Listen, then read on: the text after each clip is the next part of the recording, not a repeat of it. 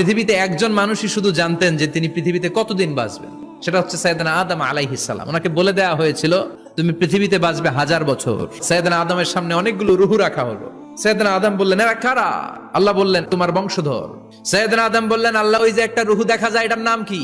এটা তোমার ছেলে দাউদ, সে দুনিয়াতে নবী হয়ে আসবে। সাইয়েদনা আদম বললেন মাবুদ আমার ছেলে দাউদের কত বছর হায়াত আপনি দিয়েছেন? আল্লাহ বললেন মাত্র 40 বছর। সাইয়েদনা আদম বললেন মাবুদ এত ফুটফুটে সুন্দর আমার ছেলে দাউদ মাত্র 40 বছর দিলেন কেন? আল্লাহ আপনি বাড়ায় দেন, আল্লাহকে বাড়ানো যাবে না, লেখা হয়ে গেছে। সাইয়েদনা আদম বললেন আমার 1000 বছর থেকে 60 বছর আমি আমার ছেলেরে দিয়ে দিলাম।